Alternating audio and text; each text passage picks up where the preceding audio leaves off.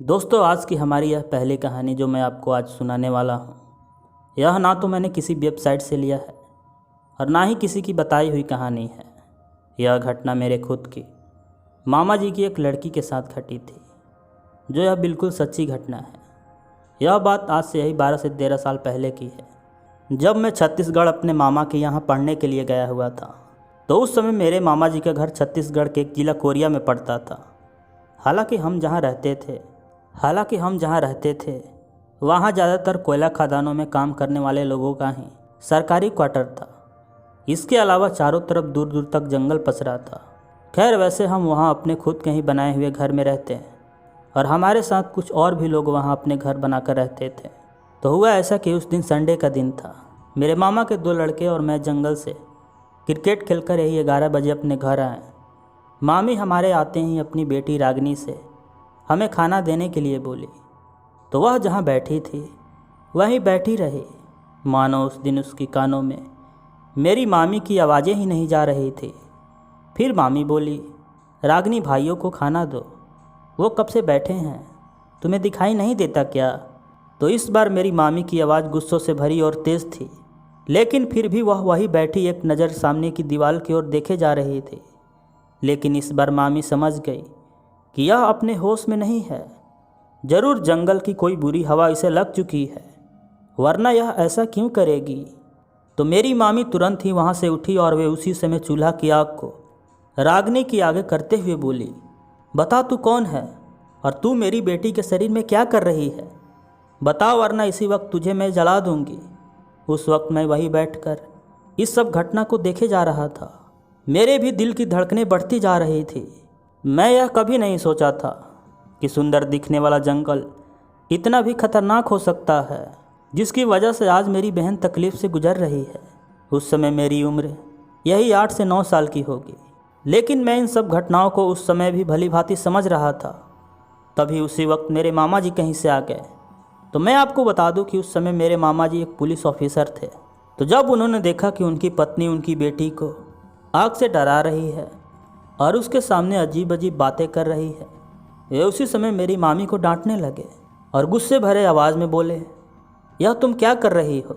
अरे मेरी बेटी को ऐसा कुछ नहीं हुआ है, उसकी तबीयत ठीक नहीं होगी, इसीलिए वो चुप बैठी है। तभी उसी समय रागनी मेरे मामा को ही गाली देने लगी, और वो भी छत्तीसगढ़ी भाषा में। तो मैं आपको बता दूं कि उस समय हमारे घर में कोई भी छत्तीसगढ़ी भाषा नहीं जानता था, क्योंकि छत्तीसगढ़ी भाषा वहाँ के आदिवासी लोग ही बोलते थे। और दूसरी बात कि हम वहाँ के मूल निवासी नहीं थे, हम गांव से वहाँ रहने के लिए आए थे, क्योंकि मेरी मामा की वहीं नौकरी लगी थी। लेकिन उस दिन जब मेरे मामा जी अपनी बेटी रागनी के मुख से गाली और छत्तीसगढ़ी भाषा को सुने, वे हैरान रह गए। मामा जी भी समझ ही गए कि ज़रूर कोई दूसरी बात है।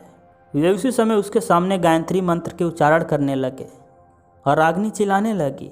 वह उस दिन बार बार यही बोलती कि मैं इसके अंदर से कहीं नहीं जाऊंगी, मैं अब यहीं रहूंगी, इसने मुझे देखा है। खैर, उस दिन मामा जी के गायत्री मंत्र के बोलने और मंदिर की राख से मेरी बहन रागनी कुछ ही देर में नॉर्मल हो गई। लेकिन अजीब बात यह थी कि उसको उस दिन की कुछ भी बातें याद नहीं था। फिर इस घटना के बाद मामी एक पुजारी से कहकर हम सबके लिए एक ताबीज़ बनवा दी, ताकि फिर से जंगल से कोई बुरी शक्ति हमारे शरीर में प्रवेश ना कर सके। दोस्तों, एक बात और बता दूं कि उस समय जो जंगल के आदिवासी या फिर वहाँ के जो गरीब छत्तीसगढ़ी कुछ लोग थे, वे लोग अपने परिजनों के शव को बिना विधिवत अंतिम संस्कार किए ही जंगल में कहीं भी जलाकर आ जाते थे। यहाँ तक मैं भी वहाँ उन जंगलों में कई बार इंसानों की खोपड़ी, हाथ की हड्डियाँ वगैरह देखा करता था, और मैं उस वक्त काफ़ी डर भी जाया करता। लेकिन अब कर ही क्या सकते थे। जैसे शहर के लोगों के करीबी ऊंचे ऊंचे बिल्डिंग या फिर वहाँ के लोग होते हैं, वैसे ही वहाँ की कम आबादी होने के कारण और जंगल के करीब होने के कारण वहाँ ऐसा ही था। खैर, इस घटना के हुए 1 साल के बाद ही मेरे मामा जी वहीं पासी के शहर में एक मकान खरीद लिए और फिर हम वहीं शिफ्ट हो गए, और फिर हमारे साथ ऐसी घटनाएं कभी नहीं घटी। आज की हमारी दूसरी कहानी अभय वर्मा जी की है, तो चलिए सुनते हैं इनकी कहानी। वैसे तो मैं पश्चिम बंगाल के एक शहर बाली का रहने वाला हूँ, लेकिन आज से 3 साल पहले मैं और मेरे घर के सभी लोग मेदिनीपुर में रहते थे, जो कि पश्चिम बंगाल में ही पड़ता है। तो हुआ ऐसा कि हम जिस घर में रहते थे वह घर एक पंडित का था, जिसके बेटे बहू मुंबई में रहते थे, क्योंकि उस पंडित का एक ही बेटा था और वो भी मुंबई में सरकारी जॉब करता था। इसीलिए वो अपनी पत्नी और अपने माँ बाप यानी पंडित जी को भी वहीं रखता था और हम यहीं से बैंक द्वारा उसके घर का किराया डाल देते हैं। तो मैं आपको बता दूं कि वह घर दिखने में तो बहुत पुराना था, लेकिन अंदर से ठीक ठाक था। इसके अलावा वो 2 मंजिल का था और हम दूसरी मंजिल पर रहते थे। लेकिन उन दिनों हमें इस बात पर बहुत हैरानी होती कि जब लोग रहने के लिए आते ही रहते हैं तो ये पंडित जी उन लोगों को नीचे वाले रूम को रेंट पर क्यों नहीं लगा देते और बदले में लोग अच्छे खासे पैसे भी देते हैं। खैर, इसके बारे में मेरे पापा उन पंडित जी से बातें भी किए, लेकिन वह उनकी बातों को टाल देते। जैसे उसकी निचली वाली मंजिल के रूमों में कोई बहुत बड़ा राज छुपा हो जो वह किसी को दिखाना नहीं चाहता हो। तभी एक दिन सुबह के वक्त मेरी मम्मी नीचे की मंजिल वाली सीढ़ियों पर अकेले ही झाड़ू लगा रही थी। उस समय मैं और मेरी बहन स्कूल गए हुए थे और मेरे पापा ड्यूटी पर गए थे। तो मम्मी जैसे ही नीचे आई और नीचे के बंद कमरों के पास पड़े धूल को साफ करने पहुंची ही थी कि उनके कदम वहीं एक जगह रुक गए, मानो वहाँ से वे हिल भी नहीं पा रही थी। तो मेरी मम्मी बताती है कि तभी मुझे एक कमरे में से एक लड़की की चीख सुनाई दी। वह चीख बहुत ही तेज़ थी। उसकी चीख से उस सुबह पूरा हॉल गूंज गया था और मैं उसी समय वहाँ से भागी और घर के बाहर आ गई थी। तो मैं आपको बता दूं कि जब उस शाम मेरे पापा घर पर आए और जब मेरी मम्मी इस घटना के बारे में मेरे पापा से बताई तो वे मेरे मम्मी को ही डांटने लगे। तो वे बोले, बेतुकी की बातें मत करो, ऐसा कुछ नहीं होता और ना ही इस घर में हमारे सिवा और कोई रहता है। पापा उसी समय मेरी मम्मी की बातों को अनदेखा करके बाहर निकल गए। लेकिन यह आवाज़ें यहीं रुकने वाली नहीं थी। तो कुछ ही दिनों के बाद एक रात पापा के एक दोस्त जिसका नाम विमलेश मिश्रा था, वे हमारे घर पर किसी काम से आए थे। उस समय 8 बज रहे थे और मेरी मम्मी रात के लिए खाना बना रही थी। तो पापा बोले, अरे विमलेश, अब आ ही गए हो तो 10 मिनट और रुक जाओ, खाना भी अब बन ही जाएगा, खाना खाकर ही चले जाना। तो मैं आपको बता दूं कि उस रात वे अंकल खाना खाने में आनाकानी कर रहे थे, लेकिन पापा और मम्मी के कहने पर वे आखिर में मान ही गए और फिर खाना वगैरह खाते और बातें करते हुए कब 10:30 बज गए पता ही नहीं चला। उस रात पापा उन्हें छोड़ने के लिए नीचे घर के बाहर गए और फिर वे जैसे ही उस नीचे वाली मंजिल से होते हुए सीढ़ियों पर चढ़े ही थे कि तभी उन्हें भी वही चीख सुनाई दी जो कुछ ही दिन पहले मेरी मम्मी को सुनाई दी थी। पापा उसी वक्त डरे हुए जल्दी जल्दी सीढ़ियों के ऊपर आए और फिर उन्होंने इस घटना को मेरी मम्मी को बताया। तो उस समय मेरी मम्मी काफ़ी डर गई। मैं अभी अपने रूम में सोने के लिए लेटा ही था कि मैंने अपने पापा की बातें सुन ली। दोस्तों, वैसे तो मेरे पापा कभी भूत और चुड़ैलों पर विश्वास नहीं करते थे, लेकिन उस रात के बाद उनके चेहरे पर एक अलग ही खामोशी और डर दिखने लगी थी। हाँ, भले ही वो अपने डर को छुपा रहे थे, लेकिन एक बाप अपने बच्चे को अपने अंदर की डर कभी नहीं दिखा सकता था। उस समय उस डर में उसे अपने बच्चों और अपनी पत्नी के लिए एक चिंता भी थी। पापा इस घटना को बिना उस पंडित से कहे ही उस घर को आखिर में छोड़ ही दिए और दूसरे घर में हम शिफ्ट हो गए। लेकिन अब हम समझ चुके थे कि हो ना हो वह पंडित हमसे बहुत बड़ा राज छुपा रहा था। तो मैं आपको बता दूं कि उस भूतिया रूम के छोड़ने के 3 महीने के बाद ही हमें पता चला कि उस पंडित की एक लड़की भी थी जो किसी कारणवश उस निचली मंजिल के उसी रूम में कई साल पहले आग लगाकर आधी रात को जल गई।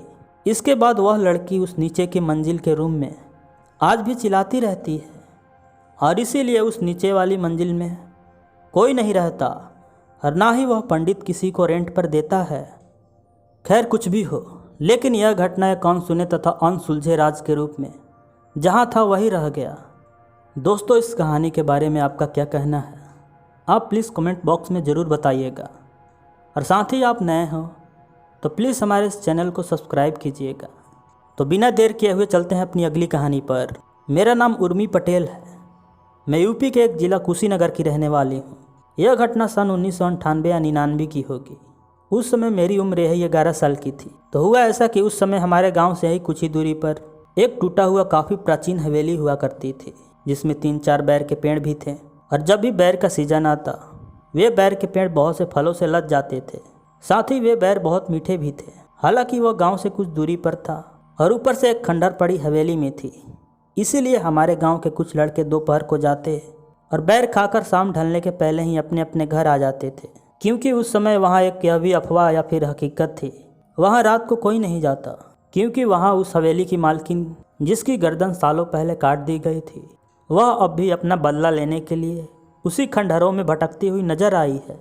हालांकि उस समय मैं इन बातों को यही समझती थी कि मेरे घर या गांव वाले बच्चों को डराने के लिए यह सब बातें करते हैं, ताकि कोई भी बच्चा बैर खाने के लिए उस खंडहर में ना जाए। तो आते हैं अपनी कहानी पर। मैं उस दिन रोज़ की तरह स्कूल गई हुई थी। दिन यही शनिवार था। तो मैं आपको बता दूं कि हमारे यहाँ उस समय सरकारी स्कूलों में शनिवार को यही 1:30 बजे या फिर 1 बजे की छुट्टी हो जाया करती थी।